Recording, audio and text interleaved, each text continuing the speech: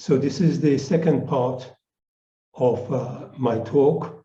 In the first part, I focus on the theme that is exemplified by this mantra, or some might say cliche, all we need is love. And the question that I raised was that, okay, this is right, but how do we create love in the individual, between human individuals and in populations, in an increasingly loveless world in many ways? How do we do that? So that's a scientific and engineering task, in a sense, bioengineering task, if you want.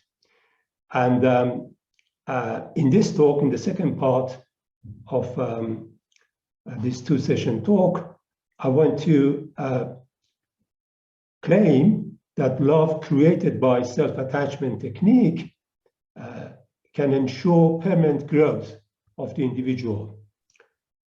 So that's the theme and the focus of this talk. So in part two, I'm going to address three pairs of questions. What does practicing SAT involve? What do you go through when you practice SAT? So that's important to know. How does it feel like when you practice SAT? Because it seems strange that you fall in love with your childhood self and you re-raise that child to emotional maturity. So what does it actually involve? So the second pair of questions is why does it work and what is its scientific foundation? This would be brief because I don't want to get into too much technicality. And finally, what are the outcomes of SAT practice and its liberating effects? So what happens to you when you practice SAT for a few weeks, for a few months, and beyond that for a few years? So that's the final pair of questions that I will answer. All right. So beginning with the first couple of questions. So first of all, we have to be clear what secure attachment, which is a concept John Bowlby introduced in his attachment theory. It's 50, 60 years old now. It's gone beyond Bowlby's understanding because developmental neuroscience now sheds more light in what is secure attachment. But in just a nutshell, in secure attachment, the parent, by parent I always mean the primary caregiver. Primary caregiver, it's got two words that is difficult to put in a PowerPoint. So I'm using parent, which means primary caregiver.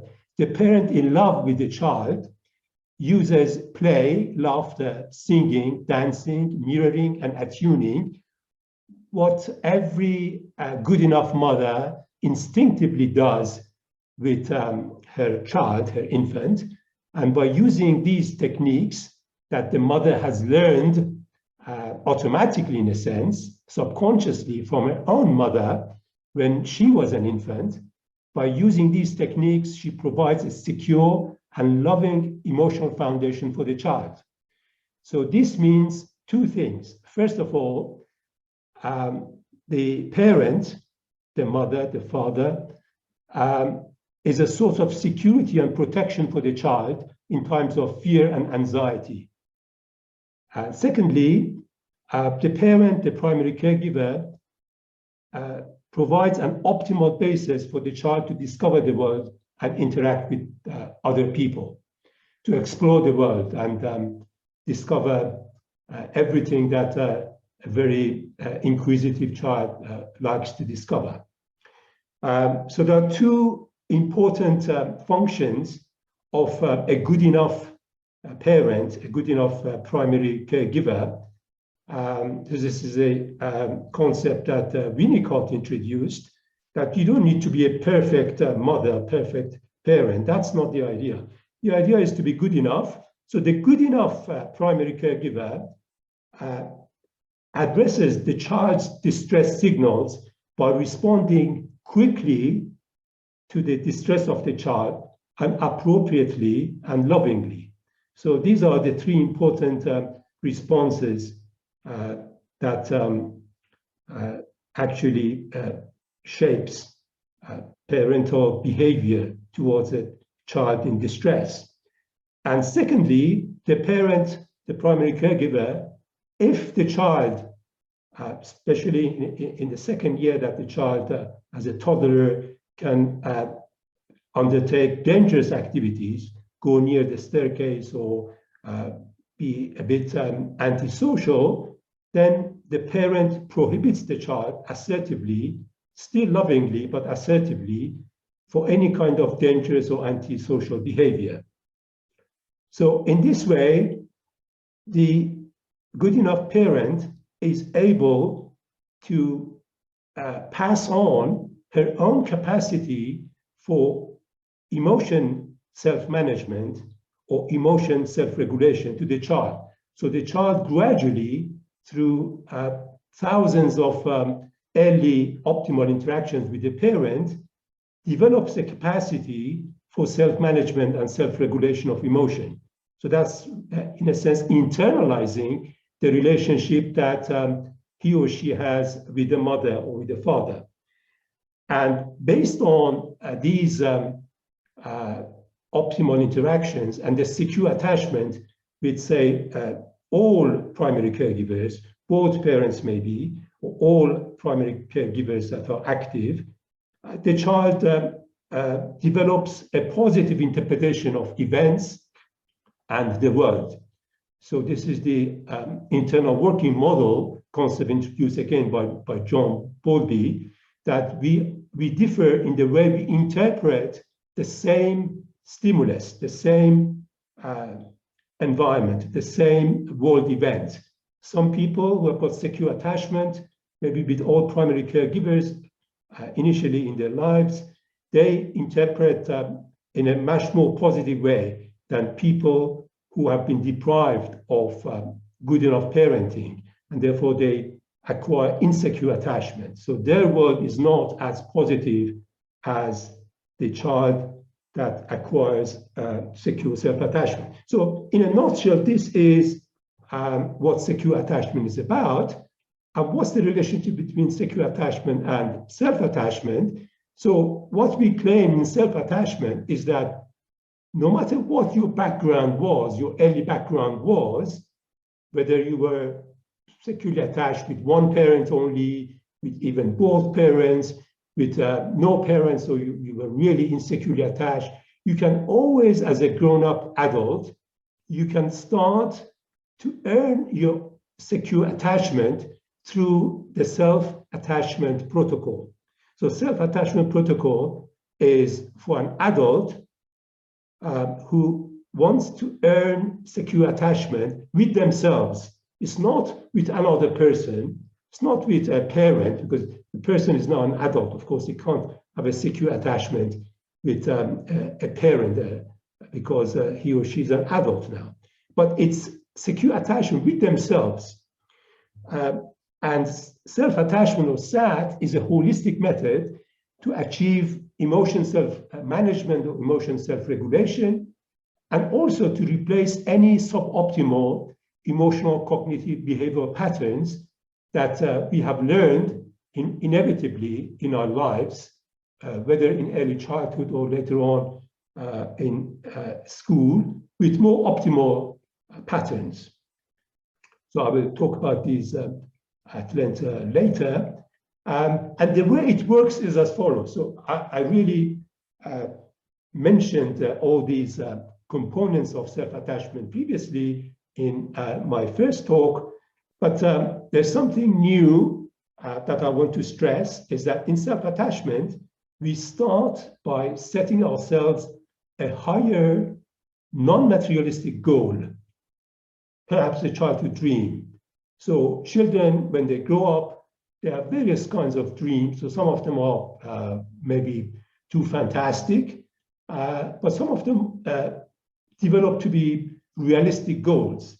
So in self-attachment, the practitioner starts with a kind of higher goal. It must be a non-materialistic goal. It shouldn't be about earning more money, or having a comfortable life. should be a kind of noble, sublime goal, achieving in arts, in culture, in sciences, being successful, for example, in trade, be successful in production, but not fundamentally for amassing a lot of money, but as a kind of a good and productive activity for the common good of human beings. So we want to set ourselves a non-materialistic goal for the good of humanity. And then in every step of the self-attachment technique, we have this higher goal in mind, because we need to have some hardship, we need to have some sacrifices in order to reach our goals. And you can never reach something very noble, very sublime without any effort. You have to endure hardship and difficulty and struggle, in a sense, in order to achieve the noble goals that you have in mind. And after that, what we really do, so the protocol is just following the footsteps of Mother Nature. It's not really a protocol that I have invented. It's something, as I pointed out last time, it's something Mother Nature has developed in mammals for 200 million years. So that's the way nature has enabled mammals to care about each other and to nurture their infants so that the infant grows up to become an emotionally healthy animal or human being, in the case of human beings, to be able to interact successfully and to breed. So that's what Mother Nature has done. And this nurturing has, of course, been, in a sense, perfected in the Homo sapien species that we are. So what are the three fundamental components of this? Well, the protocol, if we extract the gist of it, is in three stages. So we fall in love with our childhood self to passionately love that child. So that is the fundamental basis of the parental love that a child, an infant, receives from a good enough parent or primary caregiver. And this is done, so the bonding with our childhood self in an imaginative way is done using our childhood photos or virtual reality. So we use our favorite childhood photos and also a disliked childhood photo to be able to go back and forth between positive and negative emotions and recall positive and negative events in our early life by the possession of these two contrasting photos of our childhood. And then in the third and final stage, which is the real essence, in a sense, because that's how we will change the neural circuits in the brain gradually, we re-raise this child now, because I said that child initially, but that child was, in a sense, distanced from us. We are not really interconnected in this world. We are very much well connected using social media to everyone else, but we are not internally connected, especially we are not internally connected with our childhood self. So, but now falling in love and being in love with that child and expressing love to that child makes that child this child. So now we re-raise this child to emotional maturity by playing a double role playing game. This is role playing of optimal parent-child interactions. And it's exactly those interactions that I mentioned a couple of slides ago. What a good enough parent does with their infants. So as I said, using singing, dancing, playing, laughter, mirroring, and attuning. These are the tools of this art that we, in a sense, copy, we emulate from Mother Nature so that we can undertake this very important task of re-raising our childhood self imaginatively in the most possible realistic way, so as close as possible to the real thing, to how Mother Nature does it. And the ultimate consequence of this, if we go through the difficult task of doing this, because as raising children, raising an infant and raising a child is a tough job, is a full-time job, this is also very difficult. It's not going to be easy in the first few weeks. As I stressed before, the first few weeks is quite difficult to establish that bond, that falling in love and being in love and retaining that bond with the child. It's hard work. And later on, it's hard work because when the parent raises the child, the parent will encounter many, many tough challenges and difficulties, as we will see later on. But if we go through the hard work and difficult circumstances, this will make us compassionate, cheerful, and creative. This is the 3 C's that I mentioned in the first talk, that really the enhancement of these 3 C's stand for social and emotional intelligence and creativity. All right, so what does practicing SAT involve? All right, so in more detail, as I said, we use a happy and an unhappy childhood photo. A happy one means our favorite photo may not be smiling or even look happy, but for whatever reason, we like that particular photo. We have always liked it, maybe secretly even, no one else knows, but we have liked that. And then we choose an unhappy photo that we have always tried to dismiss and not be reminded of. We need both of these, and using these, we recall our early memories and the early environment, the relationship that we had with our parents, the relationship that our parents had with each other or primary caregivers. And then using this, in the first stage, we create a compassionate connection with that child. So whatever that child became later on, maybe the child became antisocial. Before the child was socialized, before the child went to school, this child was an innocent child. So this is universally recognized in all great religions and by psychology as well. So evil does not exist instinctually in anyone, right? So it could be that the environment activates bad genes, and these bad genes will be perpetuated with the perpetuation of adverse environment to make us antisocial and evil criminal. But right in the beginning, a newly born infant is an innocent infant. So we want to make a compassionate connection with that innocent infant.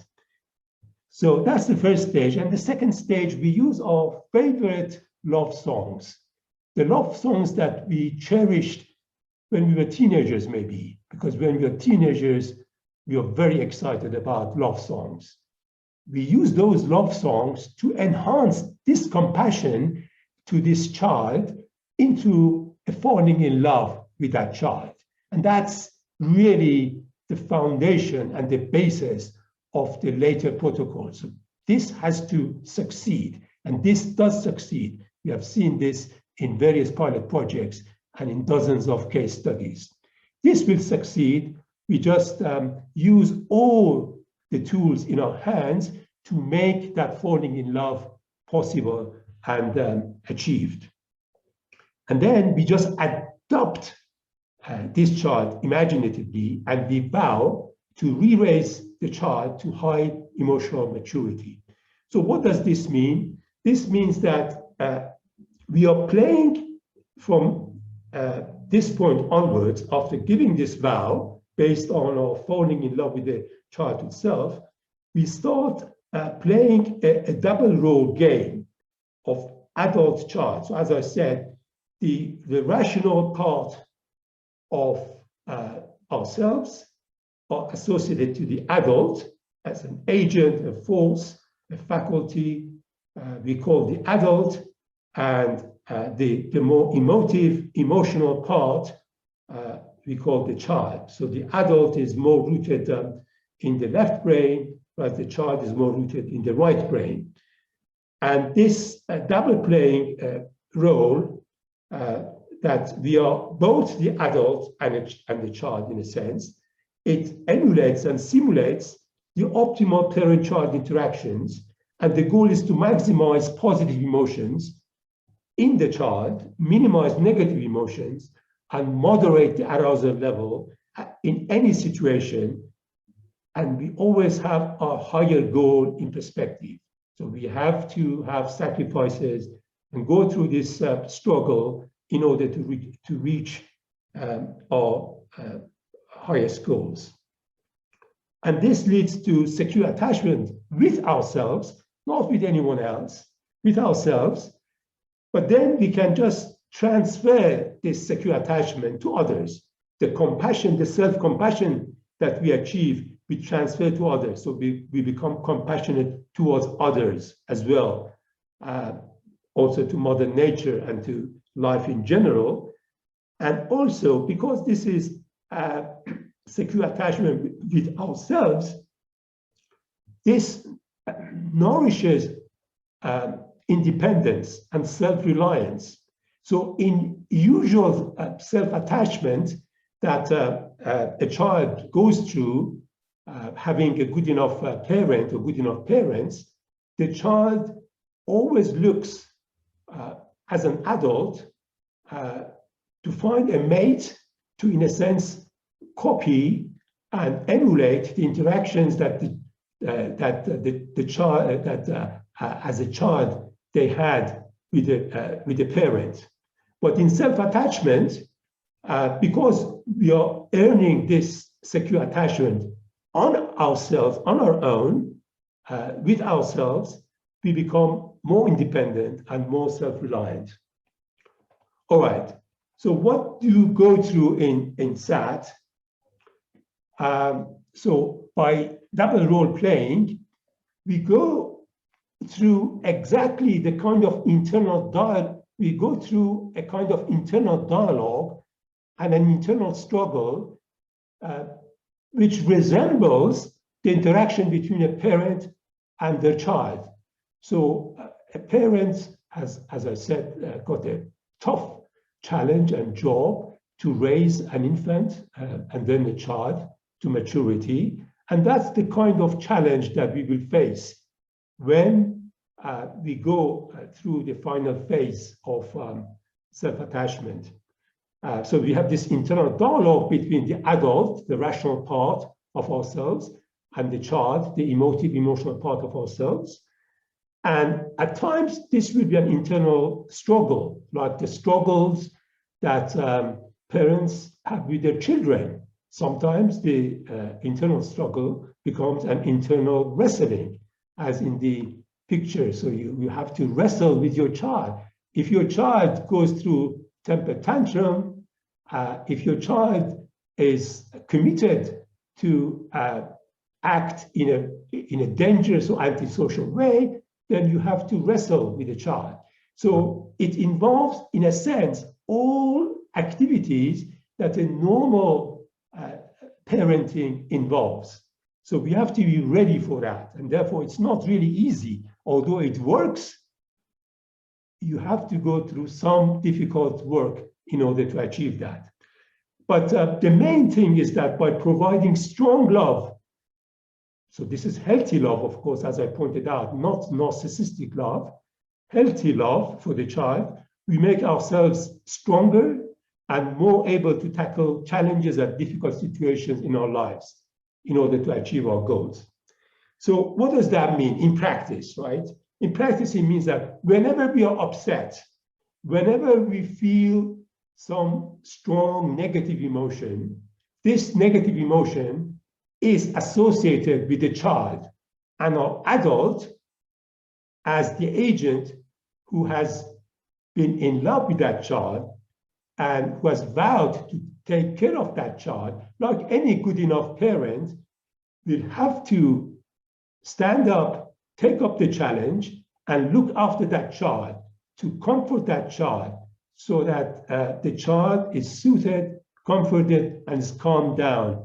And the negative emotions, the strong negative emotions, are neutralized and turn into neutral or even positive emotions.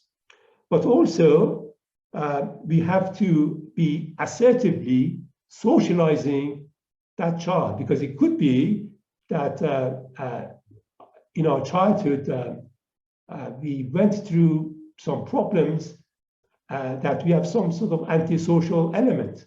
Maybe we have some narcissistic tendency. Maybe we have some suboptimal behavioral pattern. For example, maybe we're controlling. We want to control everyone and make them conform to our values, to our norms. So these are the things that a good enough parent, when they see that in their child, they will stand up to that. They will make sure that the child learns to unlearn this kind of antisocial behavior, these antisocial and narcissistic tendencies. But of course, lovingly. So the love is unconditional, but here the unconditional love has to show contempt for antisocial behavior, has to show assertively that it prohibits this kind of behavior. Right, so let's have an example. This may sound a bit abstract. So suppose we suffer a major setback in our life, for example, failing an exam, failing a job application, which meant a lot to us, being rejected by a mate, by a potential mate, or something that only involves us to fail at something or to be rejected by someone. So we are not talking about a personal crisis that two people are involved together. We get into that later on. But suppose now that we have a major setback because of, for example, failing an exam or being rejected by a potential mate. So what we do is, of course, we understand that the initial natural response to any major setback is strong negative emotions: sadness, helplessness, anger, fear, disgust, and so on. So that is natural. If we don't have that at all, then of course there's something wrong. Maybe we have really anti-social and sociopathic genes that have become activated, and we are just completely immune to any kind of negative setback. So that's possible, but usually it's not. So in this situation, what we do is that we choose a quiet spot, quiet place on our own. We close our eyes. These negative emotions are projected to the child. So we have those photos of our childhood. One of them was the disliked photo.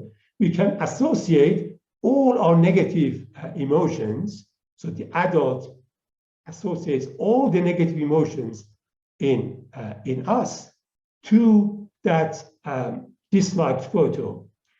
And now, once we do that, now this reminds us of our parenting role, of our reparenting role, that we have to now act on the situation, take responsibility for the vow that we have given.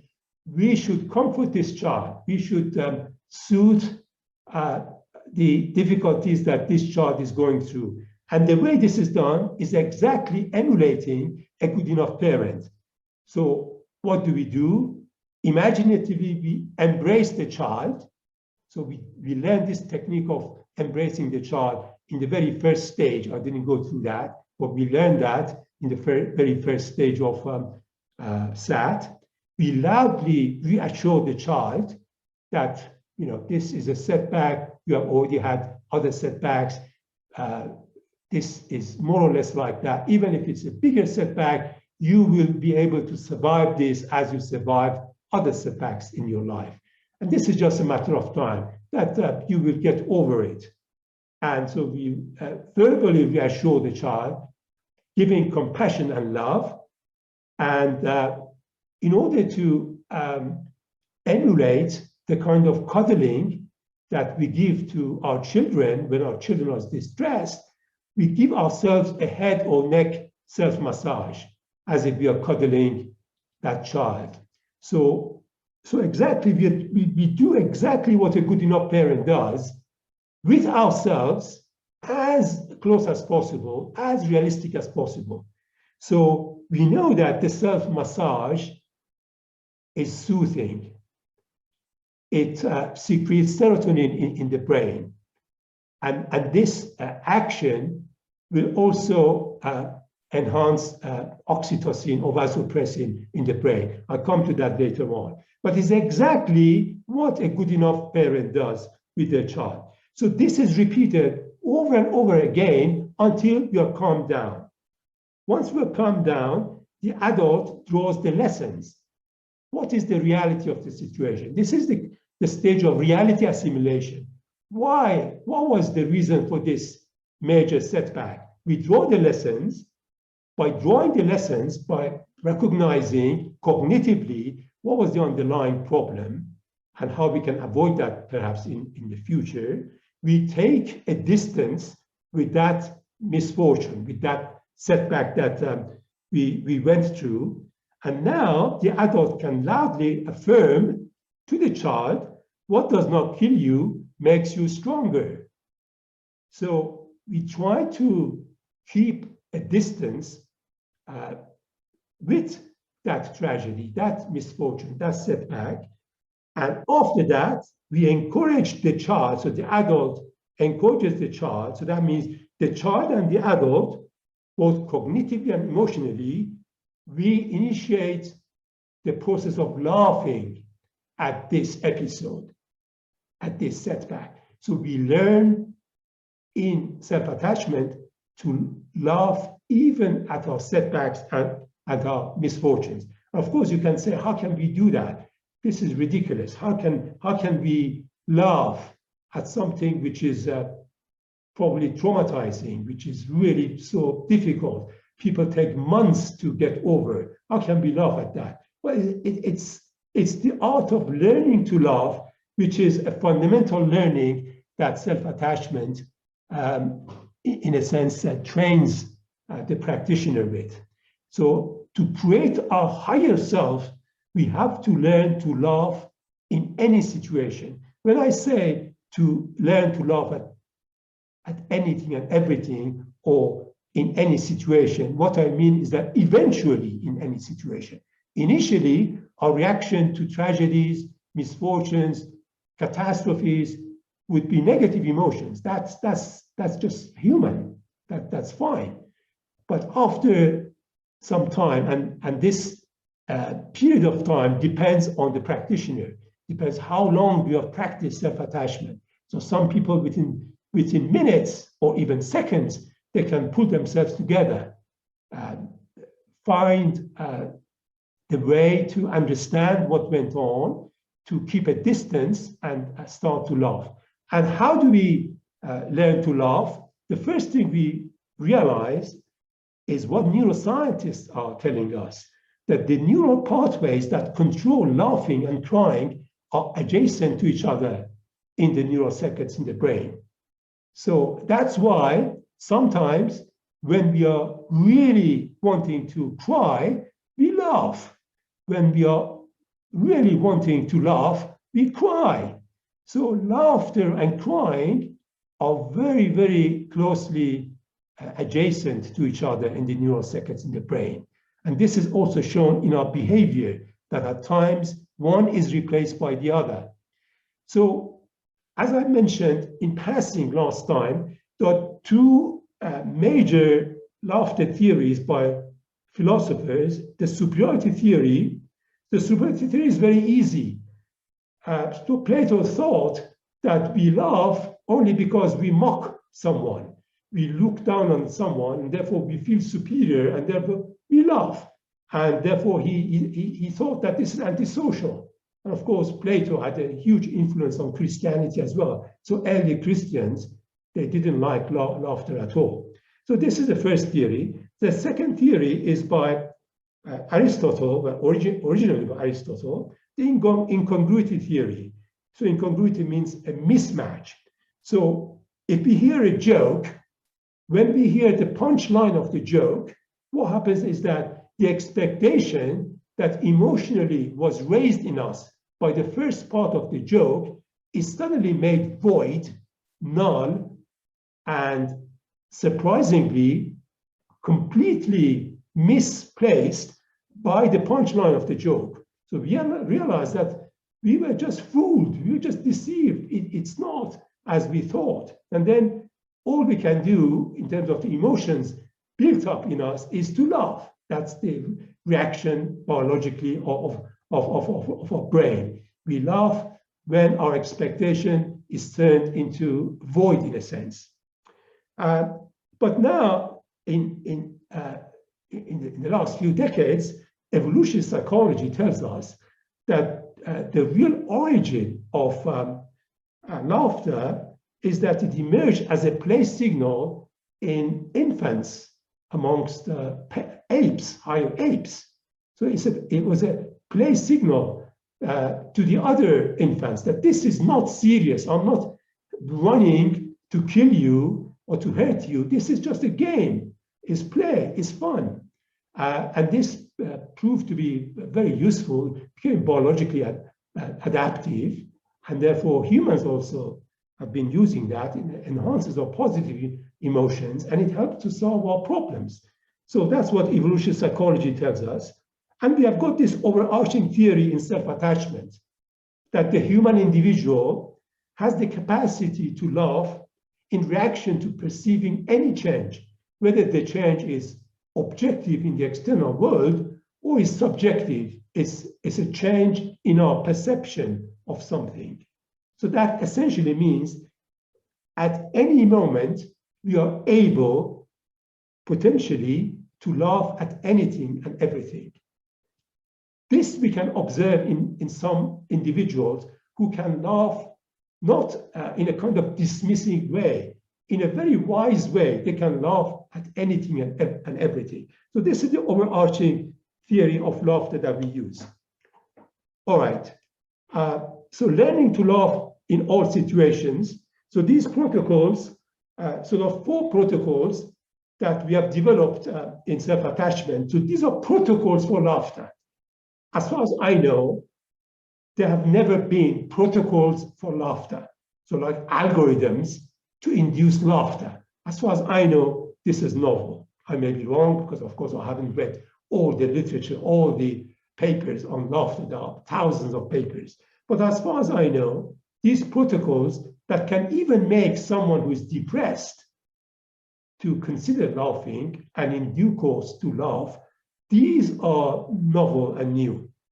So what's important about these protocols, I don't have the time to go over them in detail now, is that using the 4 theories of laughter that I just went through, we understand logically and cognitively why we can laugh with each of these protocols, and then persuade our emotive and emotional side, our child, to have the motivation to laugh in these situations, so that it's not just recognizing cognitively that we can laugh using these protocols, but emotionally, motivationally be prepared to laugh. So these are the 4 protocols. So we laugh initially at the contrast between the happy and unhappy charted photos of ourselves. So in one, we are happy, or happy looking if you want, or we like it. We are happy when we look at it. In the other one, we are unhappy, or we are unhappy when we look at it. This contrast, this incongruity is the reason for the incongruity theory of laughter in a sense. We laugh. We use everything to laugh because good enough parenting involves teaching your children to learn to laugh from the beginning of their lives to anything, even when they fall down. We teach them that, okay, it may be hurtful, but you can even laugh at that. So some children grow up to be able to laugh at everything and anything. So this is the spirit that we want to infuse in the SA, the SAT practitioner. So that's the first protocol. The second protocol is that it's very simple. No one has thought about it, it seems. So laugh after completing any routine task at home, like washing up, cleaning, or shopping. How can we laugh? Isn't that funny? Isn't that ridiculous? How can we laugh after we do the chore of today, washing up or going shopping? Well, the two reasons to laugh. The superiority theory tells us we can laugh not because we are mocking someone else, but now, you see, we are laughing because yesterday we were not laughing when we finished a job. We're not smiling when we had an achievement. It's a kind of victory laugh. We were not doing that, but now we have a superior self, so we can laugh, feeling superior to what we were yesterday. So we can use the superiority theory with a twist, not mocking ourselves, but to feel that we have excelled ourselves from what we were yesterday. We can laugh, we can learn to use anything, any event in our life to smile and laugh, to make life different, to make life a play and a game. And the other theory, the incongruity theory, is also a rationale for this laughter, because as we first discussed, it's ridiculous. How can we laugh after we finish our washing up? Well, so it's an incongruity. This protocol itself is funny. It's ridiculous. So you remind yourself of this protocol that it says after you finish your washing up or cleaning the house, laugh. It's funny, it's ridiculous. So that gives the incentive and the motivation for laughter. So the third one, we learn to laugh for no reason. So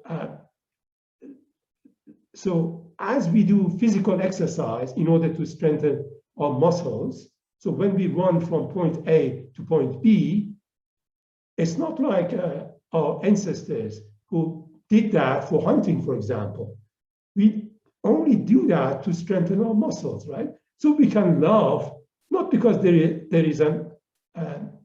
there's a reason outside to laugh, but just to train ourselves to laugh for no reason at all. So that's also possible, both using the superiority theory, that we can just learn to laugh for no reason at all, and train ourselves physiologically, because to learn to laugh is not just a cognitive task, it's not just an emotional task, it's also a physiological task.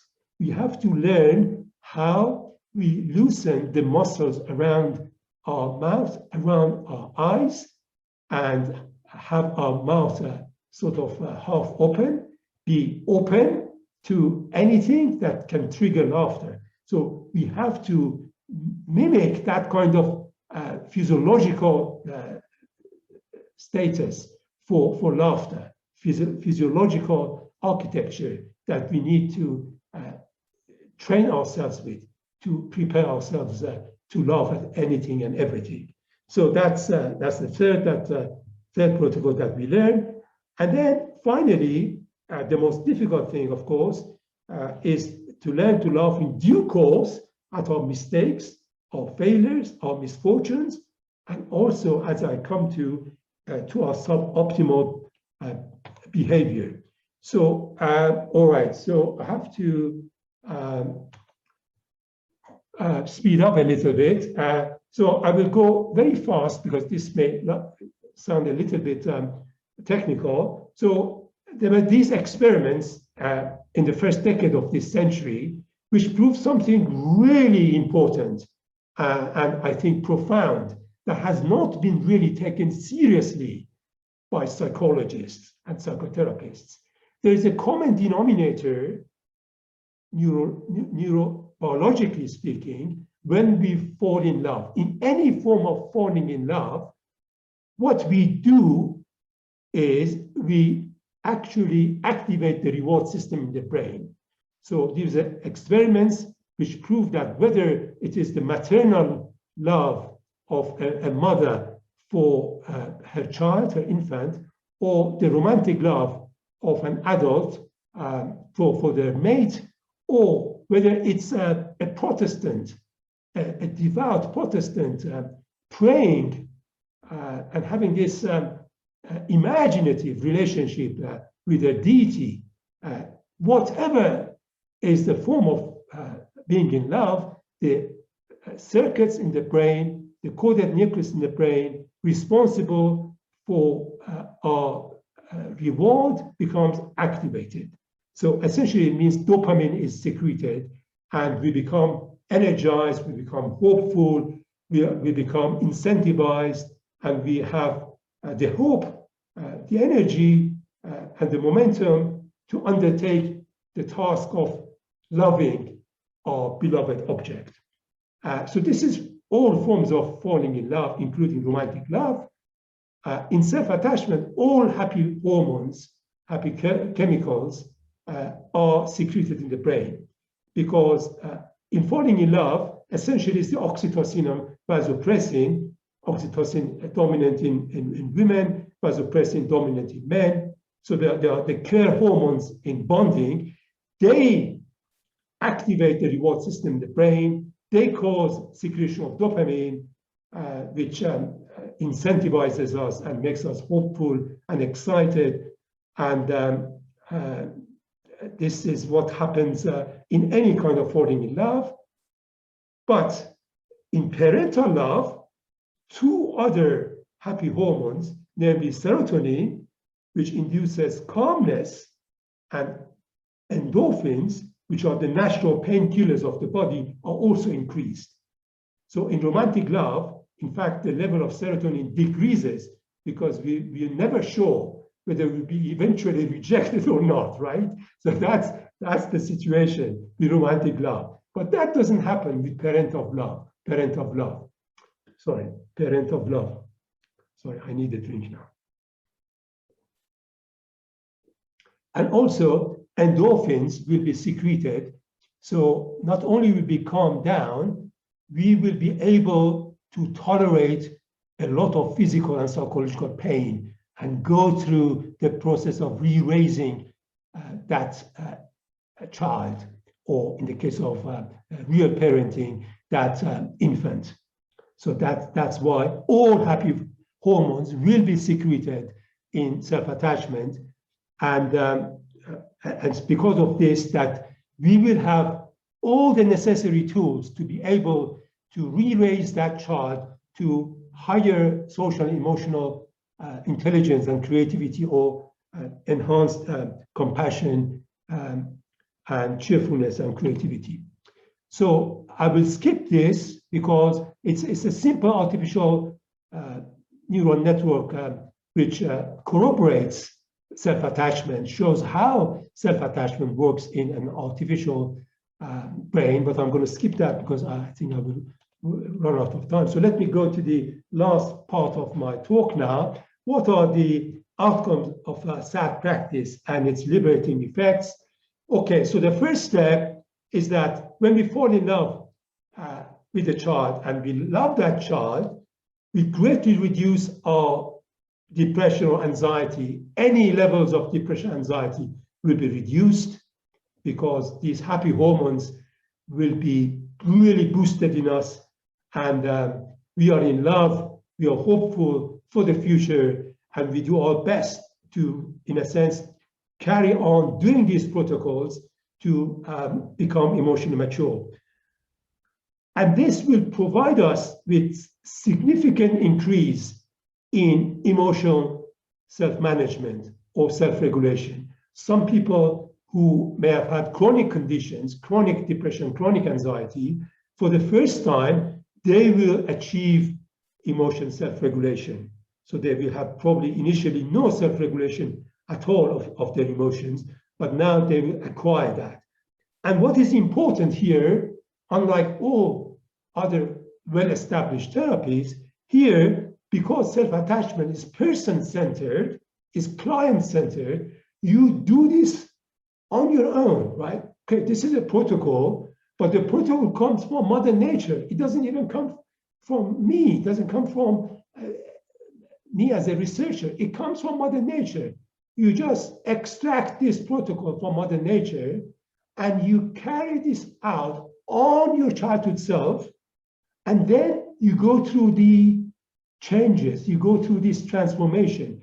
And therefore, because this is a change that you have made yourself, that we have made ourselves, this creates self-agency, the feeling of self-agency, the feeling of self-mastery, that we are the master, maybe for the first time, of our own body, of our own house. We are, in a sense, ruling and governing our own house for the first time.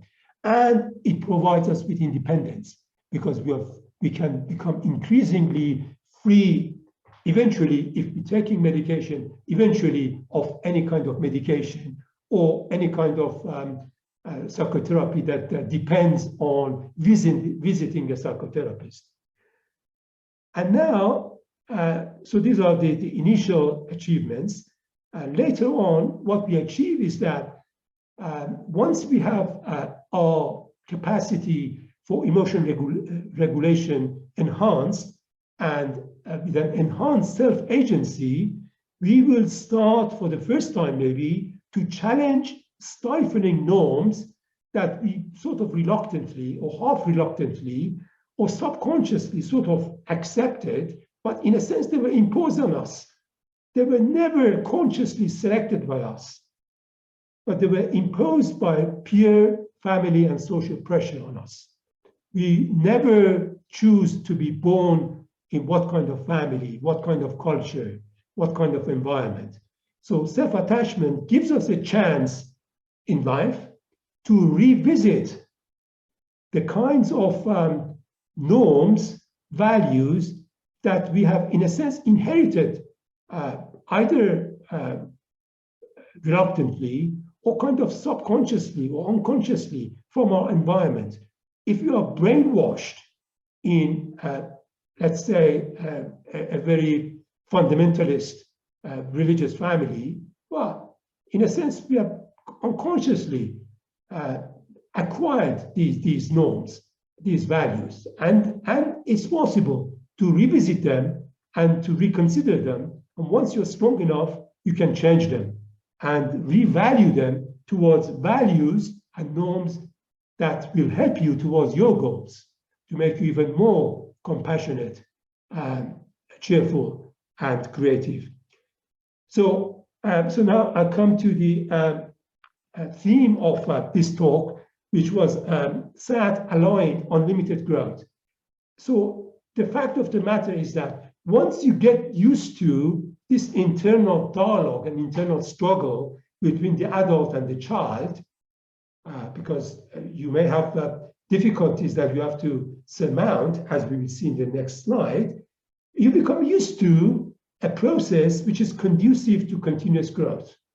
Because that's exactly what children go through. So a child of 2 compared to a child of 3, compared to a child of 4, and so on, they go through higher levels of emotional maturities. They go through continuous growth for many, many years, right? If they are fortunate enough to be in a loving environment, they go through emotional growth for years and years to come. After that, of course, they will be harshly imposed on with the regime in schools and universities and job environments and so on. But before they go into schools for a few years, they have all the tools at their disposal and the interaction to enhance their growth and to go through continuous growth. So we have this basis for further growth. In a sense, we become habituated to continuous self-improvement. So it's something, once you carry on doing something for 2 months, essentially, you can become habituated to that. Neurobiologically, by neuroplasticity and long-term potentiation, which means repetition of certain behavior, you become habituated. And that if that behavior is optimal, it gives you reward, it's beneficial to you, then you just carry on. So SAT has got this potential that you just carry on and on. There is no limit to emotional maturity, emotional intelligence, and emotional and social intelligence and creativity. There is no limit to that. So you continue, urge yourself to have this internal dialogue and sometimes internal struggle to grow and grow. So that you can step beyond yourself, so that we can step beyond ourselves, beyond our limits, to excel our current selves to a higher self. So liberation from self-imposed prison. This is the hardest part of self-attachment. So it can be formulated in different ways, but any kind of suboptimal behavioral prototype that we have been addicted to, it can be actually substance addiction, but it can be behavioral or cognitive or emotional prototypes that are suboptimal. Very simple things like the urge in us to control others, to impose our norms, our values on others. So a lot of people are like that. Most of the people are a little bit at least like that. So this is the key obstacle to growth, because what is the key obstacle? It's our suboptimal patterns that we believe them to be absolutely right. We are absolutely right that the way we think the other person should behave is the absolutely correct way for behavior. And therefore, if that person doesn't do exactly what we believe he or she should do, then we start our controlling behavior. We want to control them. This is the biggest obstacle in growth.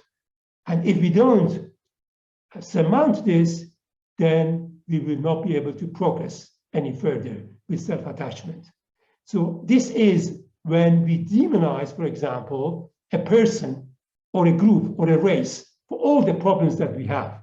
We play a blame game. So in a kind of psychoanalytical terms, we could say it's the internal persecutor in us. Because of all our own early trauma, this internal persecutor is projected into another person. And we feel persecuted by this other person who doesn't conform to what we believe absolutely to be the right way of behavior. So we play a blame game. We put all the blame for all the problems in a particular situation to a particular person. What happens in this in terms of the internal dialogue, in terms of the internal struggle? The child becomes dominant. As I said last time, the child becomes dominant when we are stressed, when we are distressed, when we are emotional. That becomes dominant. The adult is dominant when we are stress-free, when we can think rationally and cognitively we can be sensible. But at this time, so it's like a kind of temper tantrum for an adult. We have a sort of personal crisis with someone because we think this person should, or this group, or this race should behave differently, should be different, should do this, should do that. This is like a kind of adult temper tantrum. And the adult in us has got exactly two choices here when we experience such a crisis. So the first choice is what we have always done, more of the same. This is the choice which is self-damaging. It's never worked. It's always been giving us the same thing. And it's unheroic. It's to repeat emotionally what we have always done or we have believed. This is what Freud called repetition compulsion. This is rooted in some sort of early trauma. And you may be completely unconscious, right? Because we don't know what happened to us when we were a toddler, 1 year old, we don't really know. Could be completely unconscious or subconscious, but it is a repetition compulsion. So this is the self-damaging, unheroic road that we just repeat what we have always done. And we are cognitively absolutely self-righteous. We are right and the other viewpoint is wrong. But the other choice is the creative and the heroic road. We challenge the adult, challenges this self-righteous child. So the child has acquired this antisocial behavior in some kind of traumatic episode or pattern of episodes in their childhood. So we persuade them, we persuade the child.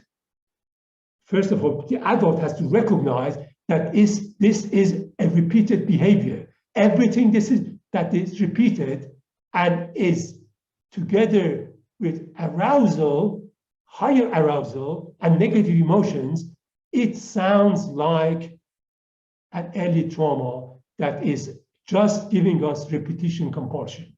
So we first recognize it, the adult recognizes that, and then it tries to persuade the child.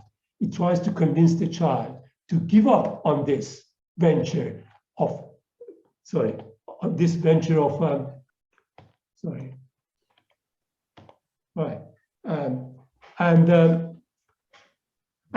the way we do that, and if we do that, then we allow the child to grow up and to go beyond its present stage, to become more mature in a sense.